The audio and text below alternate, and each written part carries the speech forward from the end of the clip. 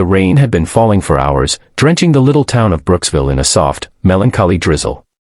Streets shimmered under the gray sky, puddles reflecting flickers of neon signs and passing headlights. Most people hurried along, clutching umbrellas and muttering about the miserable weather, desperate to escape the chill that seeped through their coats. But amidst the hurried footsteps and shivering bodies, a small figure stood out, a boy no older than 10, sitting on the cold steps outside a convenience store. His clothes were soaked through, his shoes muddy and worn, and his arms wrapped tightly around a cardboard box. Inside the box was a small puppy, shivering uncontrollably. The boy pulled the box closer, whispering softly to the little creature as though his voice could keep it warm. "Hang in there, buddy," he murmured, his teeth chattering. "I'll find you a place soon." He had named the puppy Buddy just hours ago when he found it trembling behind a dumpster near the park.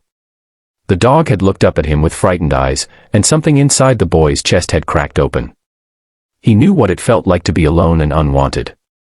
Across the street, a woman named Clara was locking up her flower shop for the night. She was in her early 30s, with soft eyes that always seemed to carry a hint of sadness. Her life had been quiet since the accident that took her husband 3 years ago. The shop was all she had left, a small corner of color and life in a world that had otherwise gone gray. As she turned to leave, she noticed the boy on the steps. For a moment, she hesitated. It wasn't unusual to see people struggling in the city, and most folks had learned to look away. But something about the boy's small frame, his trembling hands shielding the box, tugged at her heart. She stood there for a moment, rain dripping from her umbrella, debating whether to step forward. Then the puppy let out a small, weak whine, and that sound decided it for her. Clara crossed the street, her boots splashing through puddles. "Hey there," she said gently, crouching down beside the boy. "You're going to catch a cold sitting out here." The boy looked up, startled. His eyes were wide, cautious, but polite. "I'm okay, ma'am," he said quickly. "I'm just waiting for the rain to stop." Clara's gaze dropped to the box, where the little puppy lifted its head and let out another small cry. "And who's this?" she asked, smiling softly. The boy's expression softened. "This is Buddy. I found him all wet and cold near the park. I couldn't just leave him there." "Did you tell your parents?" she asked gently. He hesitated, then shook his head. I don't really have parents. I live with my aunt, but she doesn't like dogs. She said if I bring another animal home, she'll send me away." Clara felt her heart tighten. The boy couldn't have been older than 10, yet there was a heaviness in his words that no child should carry. "Come on," she said after a moment. "Let's get you both out of this rain." He looked uncertain. "I don't have any money." "I didn't ask for any," she said with a small smile. "Come. I have some towels at my shop." The boy followed her reluctantly, clutching the box as if it were the most precious thing in the world. When they stepped inside the flower shop, the warmth and scent of fresh blooms enveloped them. The boy's eyes widened as he looked around, roses, lilies, daisies, all vibrant and alive. Clara brought out a couple of old towels and a blanket. She gently dried the puppy, then handed the boy one to dry his own hair. The puppy soon stopped trembling and curled up on the blanket, fast asleep.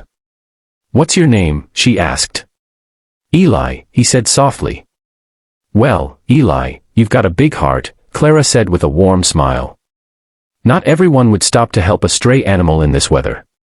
Eli shrugged, embarrassed. I know what it's like to be left out in the rain." His words struck her like a quiet thunderclap.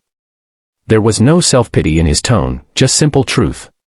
Clara swallowed the lump in her throat and looked at him thoughtfully. "You know," she said, "I've been looking for someone to help me around here after school. Just watering plants and sweeping up a bit. Maybe you could come by, and Buddy could stay here while you work." Eli's eyes lit up. "Really? You mean I can bring him here?" "Of course," she said. "As long as you promise to take care of him." He nodded eagerly, smiling for the first time. It was a shy, uncertain smile, but it lit up his whole face. Over the next few weeks, the arrangement became routine. Every afternoon after school, Eli would rush to the flower shop, Buddy trotting beside him. He'd sweep the floors, water the plants, and sometimes help Clara arrange bouquets. In return, Clara made sure he and Buddy were fed, and she always slipped an extra sandwich into his bag before he left. The flower shop, once silent and lonely, began to fill with laughter again.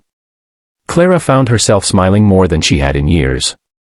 Eli had a way of breathing life into the simplest moments, singing off-key while watering the flowers, making up names for each plant, telling Buddy stories as if the dog understood every word.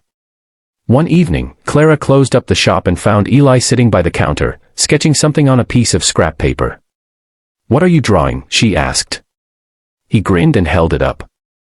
It was a drawing of the shop, with flowers blooming all around and a little boy and a woman standing in front of it. Above them, he had written, "The Happy Place." Clara felt tears sting her eyes. "That's beautiful, Eli." He shrugged. "It's the only place that feels like home." She reached out and gently squeezed his shoulder. "It's your home too, now." Months passed, and winter gave way to spring. The flower shop thrived, and so did their little family of 3. Buddy grew stronger and playful, often sleeping in a basket by the counter. Customers began to notice the cheerful boy and his loyal dog, and many said the shop felt warmer than ever before.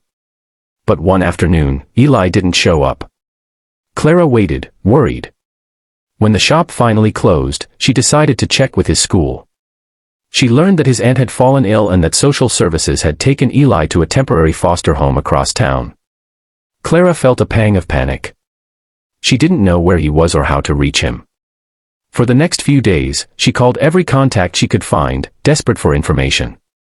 Buddy lay by the door, whimpering softly, waiting for the boy who had saved him once upon a time. A week later, there was a knock on the door. Clara opened it to find Eli standing there, holding a small backpack.